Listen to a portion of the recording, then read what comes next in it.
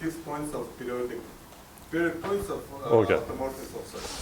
Okay, so let me remind you. So we have F, which is a automorphism of our surface X. So X, it's a complex projective surface, and there is an eigenvalue which I denote by lambda F, which is larger than 1 for the action of F on the cohomology, and this eigenvalue is unique.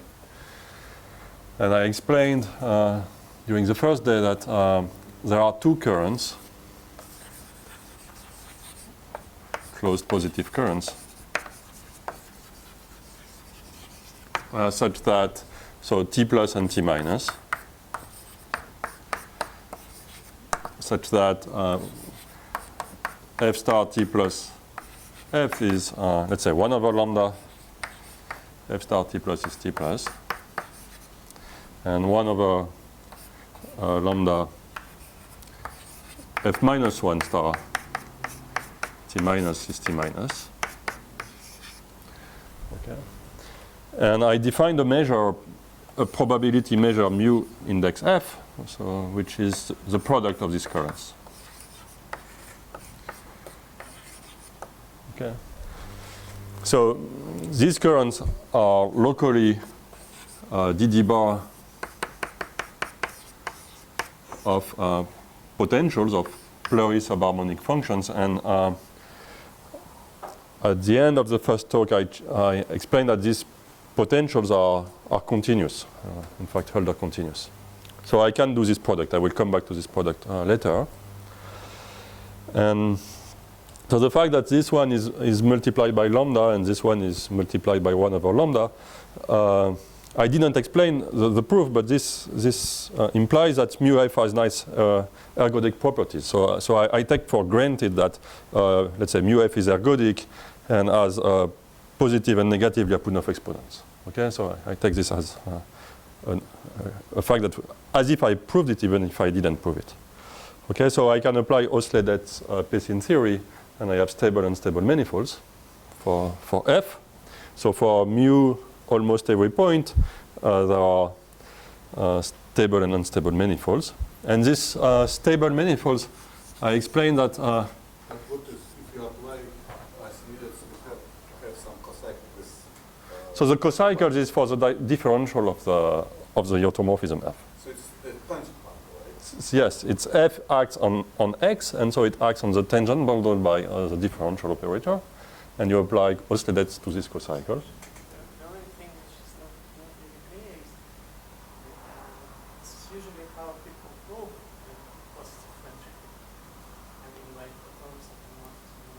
By what?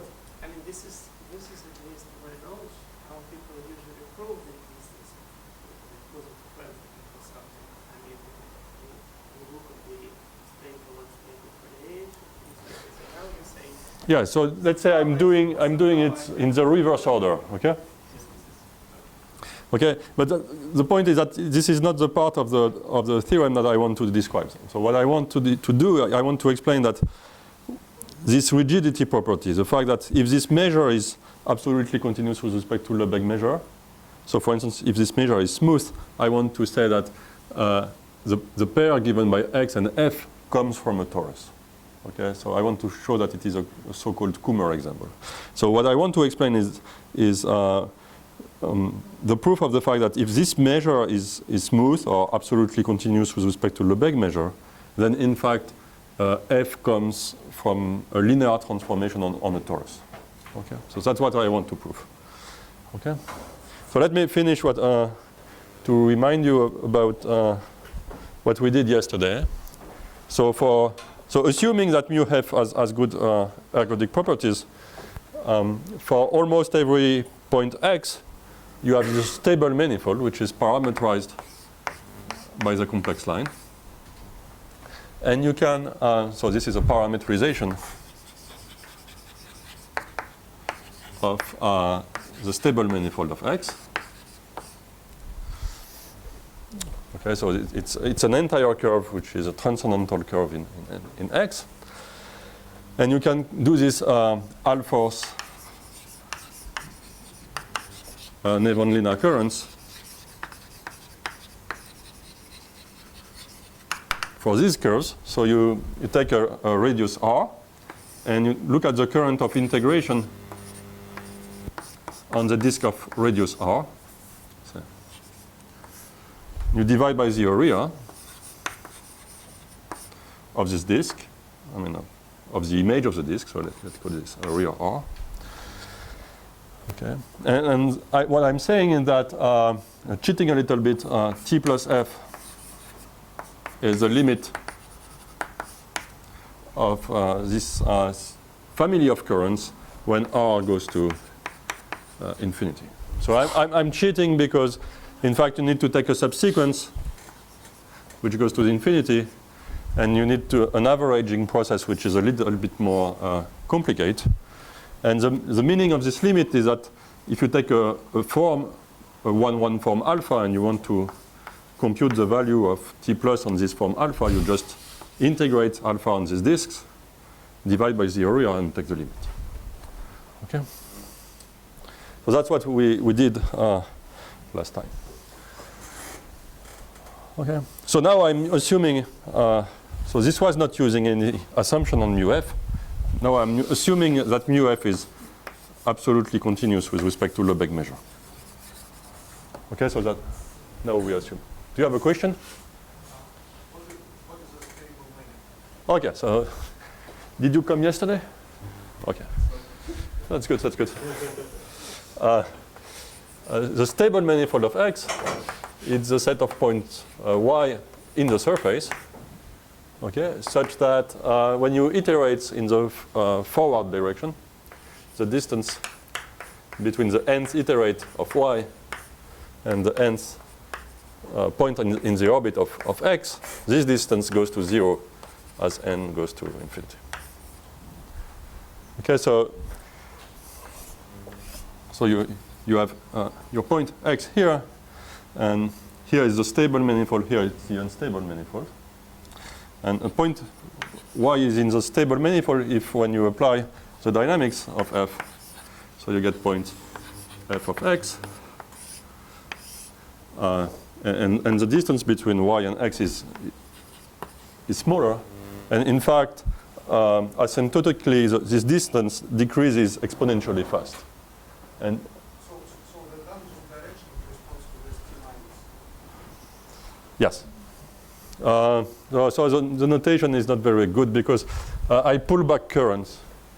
So T plus corresponds to stable manifolds and T minus to unstable manifolds. Okay. So here it's a stable manifold for X. Here it's the stable manifold for f of X. Okay. And this distance here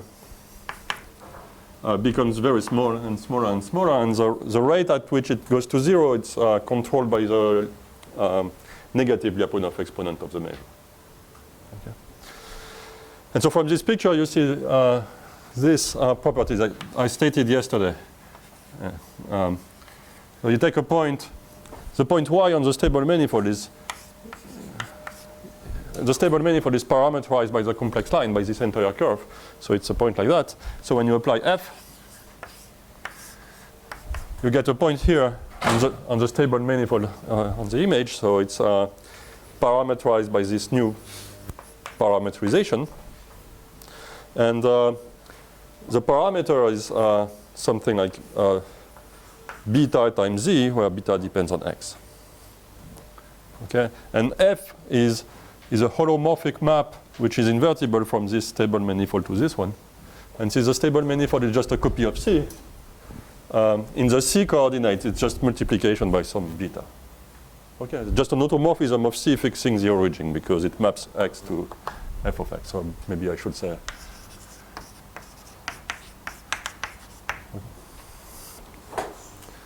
Okay.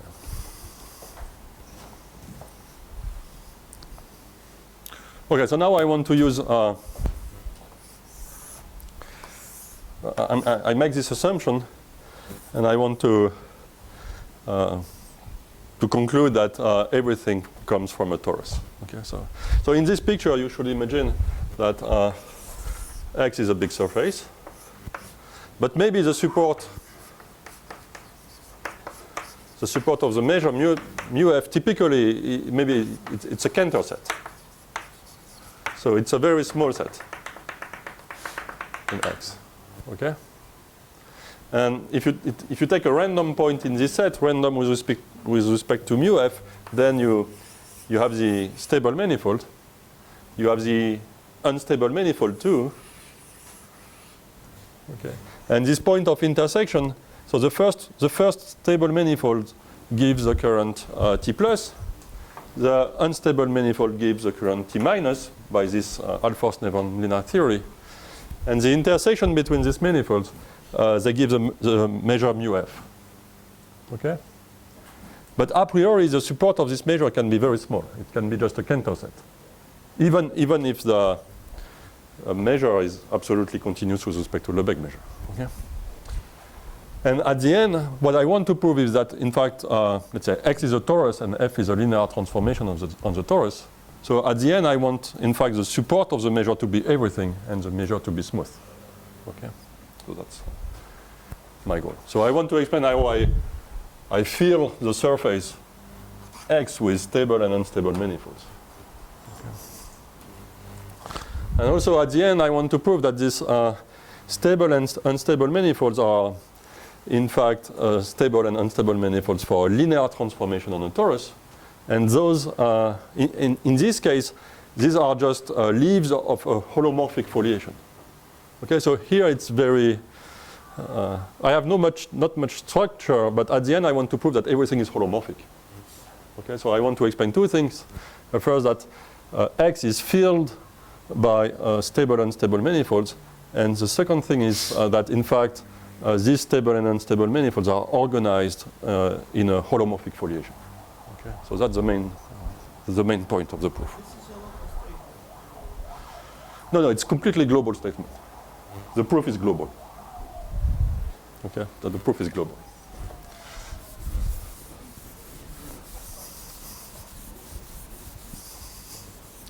So it's not a proof that you do locally. It's proof you need a global argument. Okay, so I want to draw some consequences of the fact that when you look at T plus F, the cohomology class is, I denoted the class by theta yesterday, and I know that this class is isotropic for the intersection form. Okay. So T plus is a closed positive current, and at the level of cohomology classes, the square is 0. And T plus is given by continuous potentials.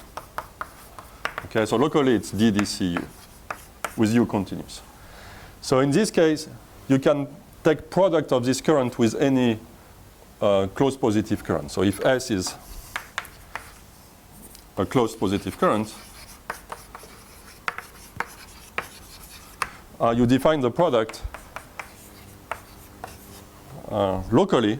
So you want to define this as a measure. So you take a test function phi. So that's a function, say a smooth function with small support. And you want to say what the value of this product is when you apply it to a function phi, a small function phi, okay, with support in an open set on which you have such a potential. But you just define this by making an integration by part. So it's Bedford-Taylor theory. You apply the current S to U times ddc phi. Okay, you make an integration by part, a formal integration by part. So it's S wedge ddcu. You do this integration by part. So now the ddc goes onto phi, and you multiply by u. So if phi is smooth, this is smooth. U is continuous, so this is continuous. So you can apply the positive current S to this thing. And this gives you a definition. Okay? So you can do products of currents. And now you take a product of T plus with itself. So T plus times T plus should be a positive measure. But the total mass of this measure has to be 0 because of the cohomological relation. So this implies that.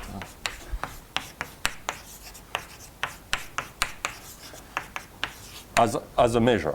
Okay. So coming from this, the fact that theta plus is isotropic.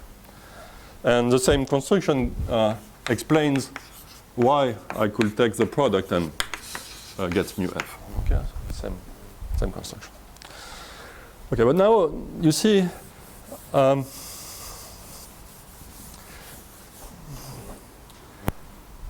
T plus, I have two viewpoints for T plus. So first, locally it's DDC of some continuous function, but also it's given by this Alfor's Neverland occurrence. Okay. So this equation here, you read it like this. You say, this T plus is DDCU, and this T plus, which is the same, is an Alfor's current for an entire curve for stable manifold. Okay. And this implies, in fact, that when you restrict this continuous function U on the parameterization of your stable manifold, you get a continuous function on C, and DDC of that should be 0. So this is a harmonic function.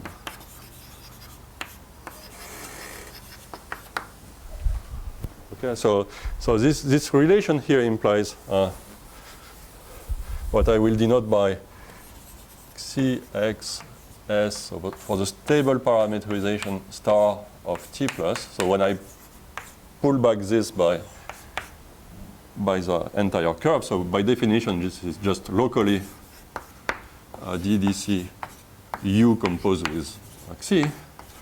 Okay, so you take the local potential for T plus and you pull back them by the parameterization. This is 0.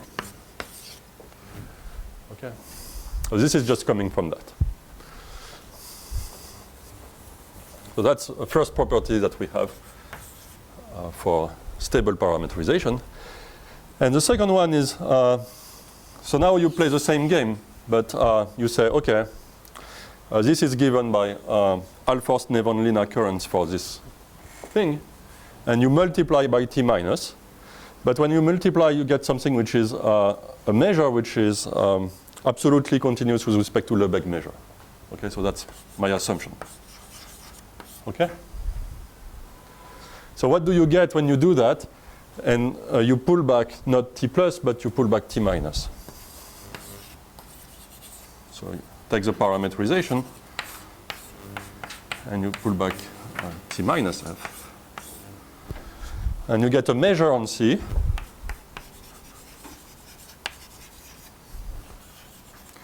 And see, it's a non-negative measure, which is absolutely continuous with respect to a Lebesgue measure. Okay, so this means that this pullback is some function, let's say.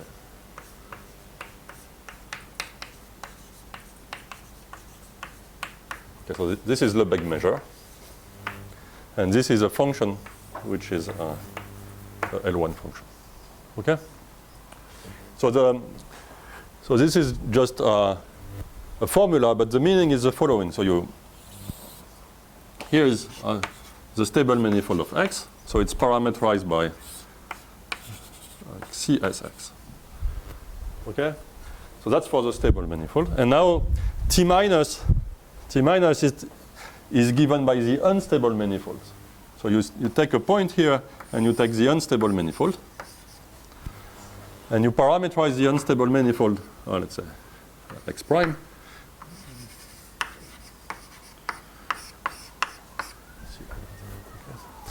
And so you take a very large disk in C, and you let this unstable manifold flow, and you have a very large disk in this unstable manifold. Okay? And now you look at the intersection points with this stable manifold here, and you divide by the area of the large disk of reduced R. So you get a measure on this piece of the stable manifold. And now when R goes to infinity, this process converges toward T minus F. And so this sequence of measures that you get on this piece of the manifold converges toward this one. Okay, so what I'm saying is that taking this pullback is like taking intersection of stable and unstable manifolds, because this is given by alpha Stern-Evon linear current for the unstable manifold. Okay. Okay. So I say that it is absolutely continuous with respect to Lebesgue measure. In fact, it's not easy at all to prove, but it's not surprising. Technically, it's difficult, but it's not surprising. I mean, if this is absolutely continuous, this has to be absolutely continuous. Okay.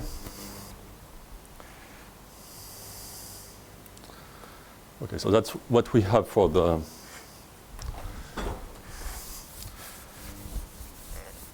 stable and unstable manifold and the currents.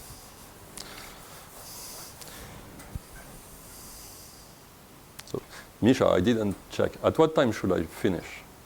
5:30 is fine, or?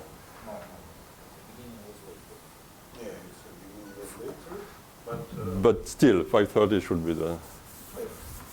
30 is formal. Okay. Okay, good. But it is formal. So Okay. you can take at least 5 minutes because Okay. Okay. maybe 10 minutes. You start No, it's fine. 5:30 is around 5:30 is fine. Okay, so let us look at this formula here. Okay. So I want to do a trick which is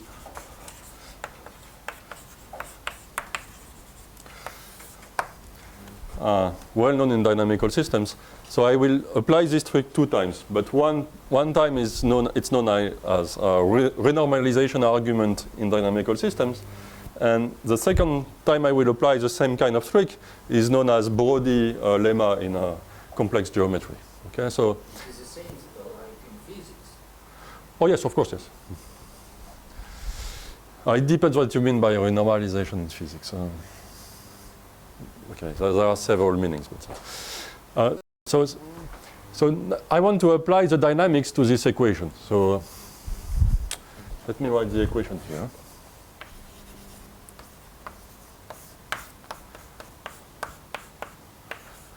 T minus f. So it's some function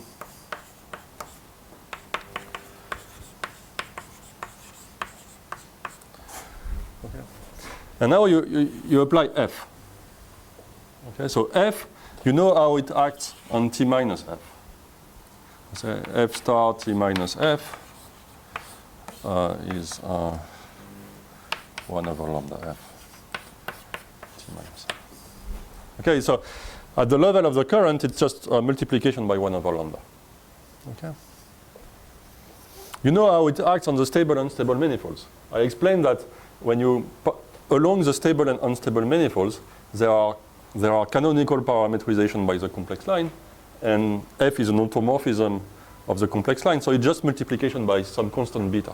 Okay, so here, this is multiply, z is transformed, the z coordinate by f is transformed into beta x z. Okay, so the z coordinate here is also transformed by beta x. Okay. And now the function phi is, I mean, this measure is absolutely continuous with respect to Lebesgue measure. So I can take a point, let's say a pair x, z, such that I have a Lebesgue density point for this function at the point z. Okay, so this means I take Lebesgue density points.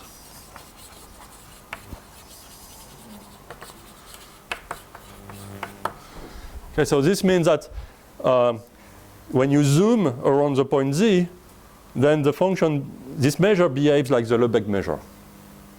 Okay. So now when I apply the dynamics, this is transformed just by multiplication by lambda. This process, multiplication by beta, makes a zoom around z. Okay. Here, let's say z is the origin, so it makes a zoom around the origin.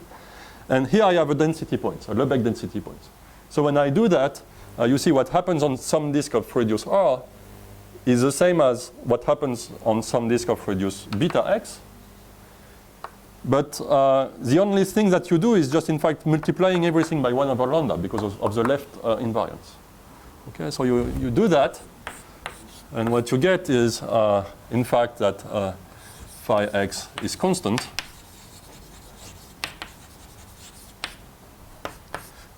And second, beta x is 1 over lambda. Okay, just applying this action of f and doing it for Lebesgue density points for the density phi. Okay, so I'm cheating a lot. I'm doing as if x is a fixed point of the map and so on. So you need to do it along typical orbits for the dynamical system with respect to the measure mu f. You need to be careful, but the argument is that one. Yeah. Okay, so here I should not write beta x, I should write the Lyapunov exponent at point x is 1 over lambda. Okay, so the negative Lyapunov exponent. Let's say. So the negative Lyapunov exponent of f at point x is 1 over lambda. So this is just a renormalization using the fact that the dynamics on the z coordinates is just linear dynamics and the transformation of t minus is just multiplication by lambda f. Okay. And I said something wrong because here beta x goes out by beta bar, so in fact it's square. Okay. So that's the renormalization. It's not so easy, but it's a classical process in dynamical systems. So you see, what I started with a function phi, which is just L1. And now I'm seeing that phi is in fact constant for almost every point x. So for mu f almost every x, I have this. Okay? So at the beginning of this talk, I said that the support of mu f, a priori, it can be a very sparse Cantor set.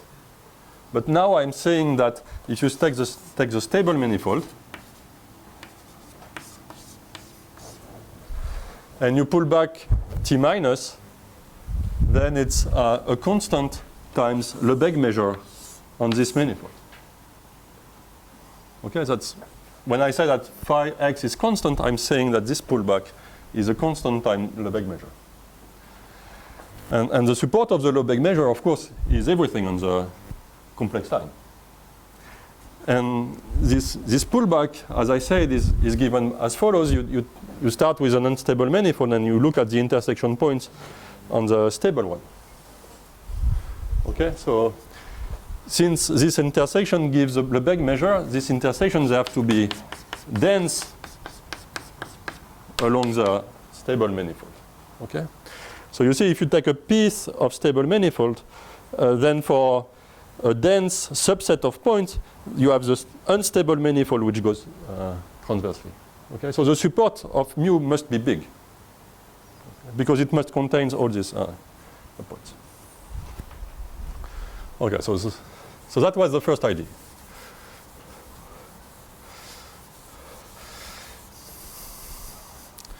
So how to renormalize along the stable and unstable manifolds. Okay, so now comes the second idea.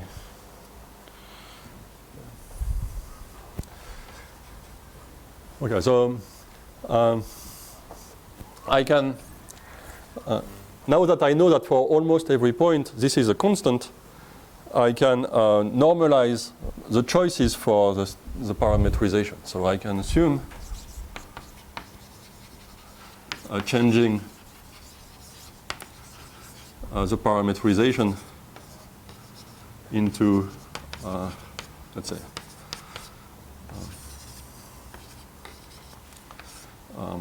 alpha z for some alpha,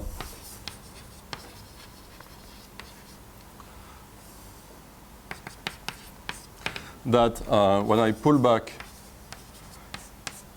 t plus, this is 0, and when I pull back t minus, so I just assume that the constant is 1.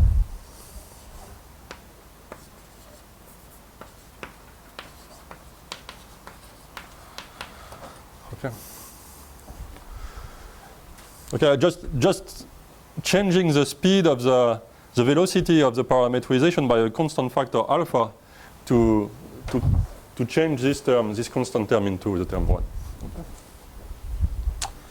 And now the choice for, and also Cs x of 0 is x. Okay. So now this parametrization is almost unique. Because if I want to find another parametrization of the stable manifold which maps 0 to x, then it's this parametrization composed with an automorphism of the complex line which fixes the origin. So it's a complex multiplication. But by this normalization, the modulus of the complex multiplication is equal to 1, because this fixes the modulus. So this parametrization is unique up to rotation around the origin. Okay. And I look at now I forget about stable and unstable manifolds. I looked at all entire curves with this hypothesis. So I consider the set Xi of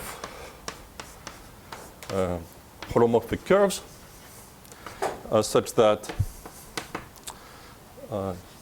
Xi star t plus is 0 and Xi star t minus f is I over 2 dz bar. Okay. So I'm just keeping track of these two hypotheses, of the two properties, and I look at all possible entire curves satisfying these two properties. Okay. And the theorem is that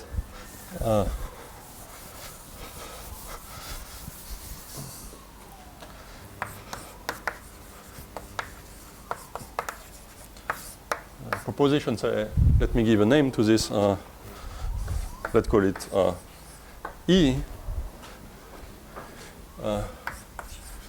The set E is compact in the sense of Montel families of holomorphic curves.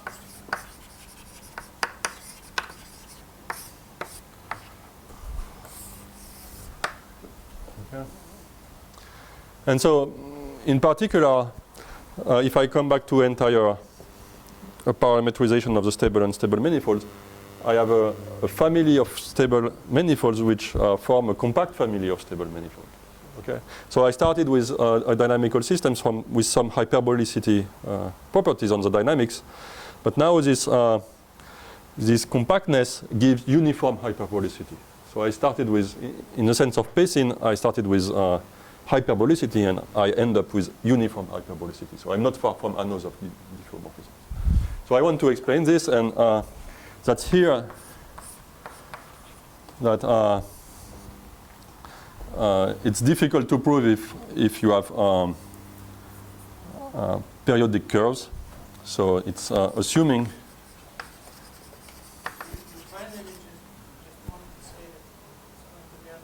Yes. Yeah. So assuming that there is no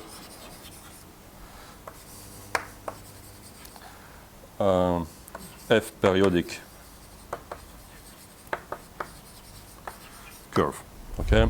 If there are periodic curves, then I need to contract these curves to work on a surface which is singular, and that's exactly where all the technical difficulties arrive that I clearly don't want to talk about. Okay, so it's still true when there are periodic curves. The statement is still true, but to prove it, you need to work not on the surface. You need to work on the surface after you blow down all periodic curves, and this is a singular surface. This surface is not always projective. The singularities may be bad, and so on. So. Oh, this I proved yesterday. Okay.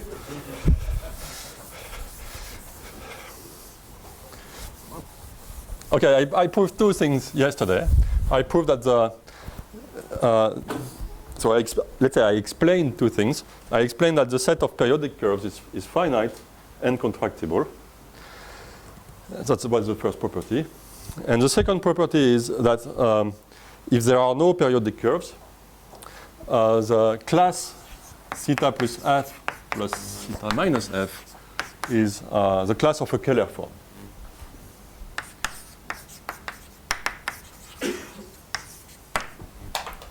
Okay. So I'm assuming this. Otherwise, I need to work on a singular surface, which is not Keller, and so the meaning of this is not so clear. Okay. Okay. Now let me check the proof. I mean, sketch the proof. Okay. If it is not a compact family, so you have a family of holomorphic functions, holomorphic curves. Okay. So to prove a compactness, you need to prove how do you call that? Equicontinuity. Okay, so you need to bound the derivative. Okay, so if it is not compact,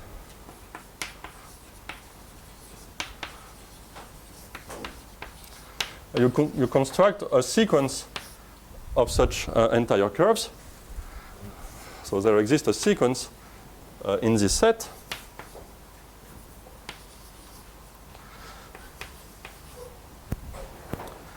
Such that, and there exists a sequence of points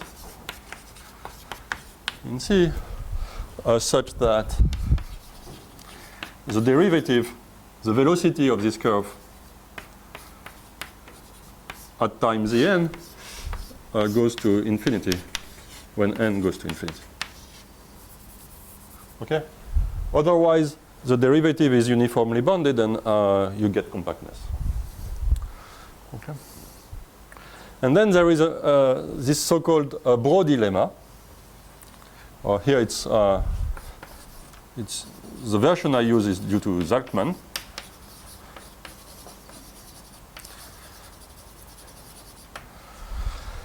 Which tells you that in this context, when you have a sequence of entire curves, but the derivative is not bounded, you can renormalize the sequence. You just zoom at a point where the derivative is large, and you compose with a fine transformation of the complex line to make it bounded. So the lemma is the following. There exists, so starting with this sequence, there exists a sequence of affine transformation ANZ plus BN, so the group of affine transformation of the complex line, such that when you compose Xn with this affine transformation, it converges towards a limiting curve Xi infinity, where this is an entire curve. The derivative at the origin is 1. And it's a maximum of the derivative on the plane. Okay, so what is important is that the derivative is bounded and that the function, the curve is not a constant curve. Okay, so it's the second renormalization argument, which is due to Brody-Zachman. Okay. And of course, because the derivative here goes to infinity, when I do this reparametrization, this goes to 0. Okay, I have to contract things.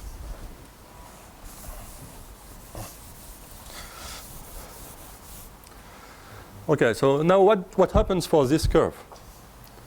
You see, when you pull back at T plus, it's 0, because this was the case for all the element Xn in our set. But when you pull back T minus f, so for Xn, it's just the Lebesgue measure, but you renormalize and you multiply by An, and An goes to 0. So this is 0. Okay? So you get this, okay? I will take the sum of the two. This is 0. Okay. But this, at the level of cohomology, this is equivalent to a Keller class. So I'm saying that this is equivalent to Keller plus boundary plus DDC of something. So in some sense, I'm up to this boundary term, I'm computing the volume, the area of the curve with respect to this Keller form. And this has to be 0. Okay? So I should have a contradiction. And the contradiction comes from, again, Alfors-Nevanlina currents.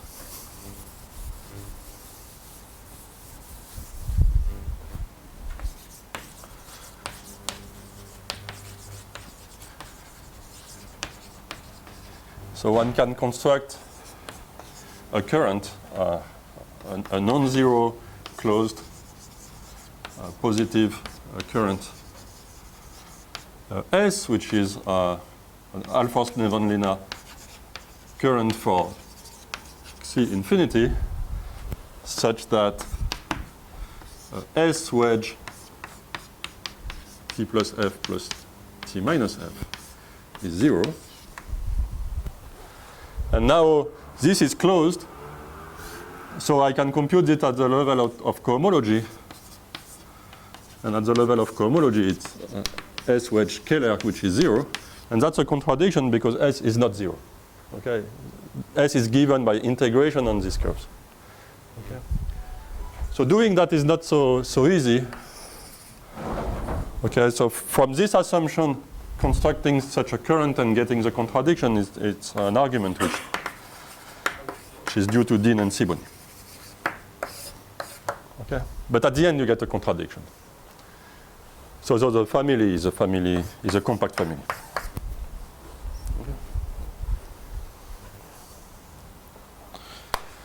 Okay, now I can complete my picture.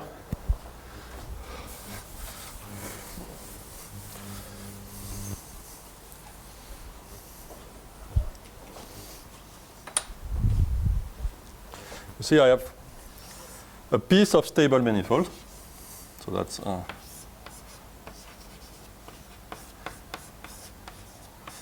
piece of stable manifold. And I explained that the unstable manifold, so for a dense subset of points here, I have a piece of unstable manifold going through this point. But now this unstable manifold, they form a compact family by the previous proposition. So if I take a sequence of points like that converging to another point in this piece of stable manifold, I still have a piece of entire curve going there. Okay, so I can fill completely a neighborhood of this disk by pieces of, say, unstable manifolds. Okay. So each of these vertical yellow disk is a holomorphic disk. Each of them comes from one of this entire curve in the set E. But I don't know, I mean, the structure is not so clear because each disk is holomorphic, but what I want to show is that in fact this family of disks is a holomorphic foliation. Okay? So let me enlarge the picture here. And this is... Are those unstable manifolds with respect to the same x or with respect to different points? No, different points. Different. Yes. In fact, I'm cheating a little bit. I'm saying unstable manifold, but what I really mean is curves in this set. You say you see I define I define a set of entire curves, which are those curves such that the pullback of t plus is 0, the pullback of t minus is Lebesgue measure. I said this set is compact, and this set is not empty. It contains the good parametrization of the stable manifold. So what I'm of the unstable manifold. So what I'm doing is I take the closure of the set of unstable manifold in this set, and and I look at the curve I have, and this gives me disks. And but it's an uncountable family of disks. It's a family of disks which fills a neighborhood. Okay, and so I could prove, but I will not do this, that in fact each of these disks is part of an unstable manifold. But of course the point depends on the disk. Okay. So but now let me explain an ID which is due to GIS, and we can apply in this context. So we have a family of holomorphic disks like that. Okay, but maybe when you go from one point to another, then the disks that depend only continuously on. Okay, so I want to understand the transversal structure. So you do the following: you take a small transversal disk here. You take another one here, and you look at the holonomy of this lamination. So you follow the disk from the top to the bottom. Okay. So you get a map from this disk to this one, and because it's a map which is given by a family of holomorphic disks, you can prove that it's called the lambda lemma. You can prove that this map, say H is quasi-conformal. Sorry, what are those red lines? Just transversals. So let me say it again. So you. Yes. So you have a family of disks which covers a neighborhood of this disk. Okay. Now you take one horizontal transversal, another horizontal transversal. Say the distance here is delta, and now you take a point on the first transversal and you follow this point along the disk. You get a new point. So if you have a point, let's say W here, you get a point H of W on the bottom disk. Okay. So this gives you a map from H from the top to the bottom. What I say is that, and which depends on the height delta. Okay. This map is quasi-conformal, and in fact, when delta is small, H delta is not far from being quasi-conformal. Is almost conformal.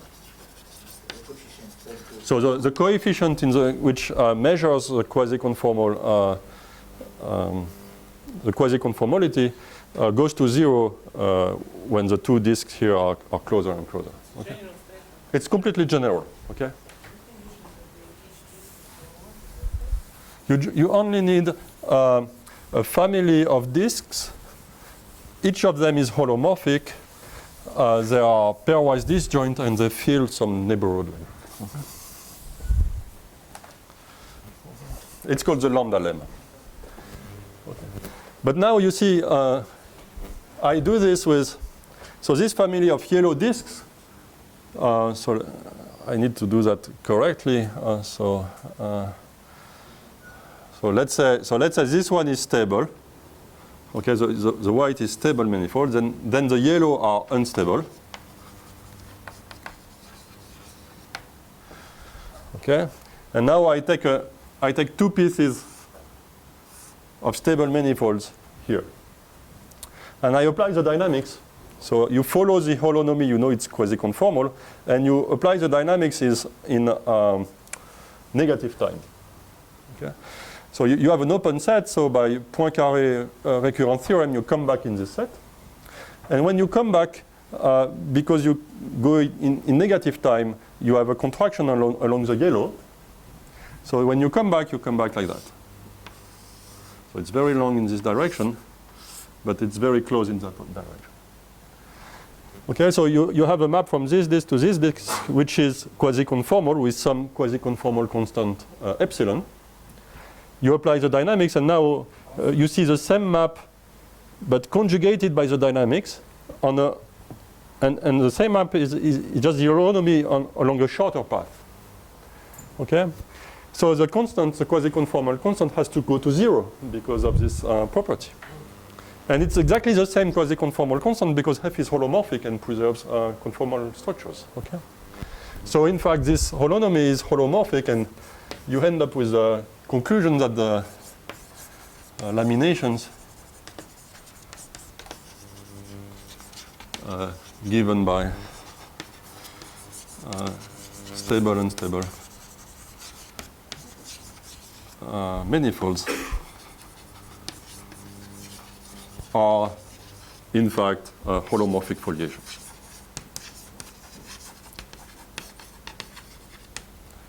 Okay, so I started with an hypothesis which was just absolute continuity with respect to Lebesgue measure for this measure mu f. And now I know that the leaves, the stable and unstable manifolds are organized in a holomorphic foliation. Okay. Holomorphic foliations are algebraic foliations. I don't mean that the leaves are algebraic, I mean that they are defined by algebraic differential forms. Okay. Algebraic differential forms. Okay. So I started with an hypothesis which was completely dynamical system type, and I end up with a conclusion which is completely algebraic geometry. Okay. So now I have a triple X, F, and two foliations which are holomorphic and so algebraic foliations. The leaves of the first one are multiplied by some factor lambda, the leaves of this one divided by 1 over lambda. Okay. And so you have two transversal foliations like that. And you see, if you take charts in which these foliations are just horizontal and vertical leaves, okay, you take local charts in which these two foliations are just horizontal and vertical leaves. Then in these charts, you can prove that F is just a diagonal linear transformation. And so you can use these charts to build your torus and your linear transformation. Okay, so the last part is, there is still something to do, but it's easy. Okay, so then I will stop here.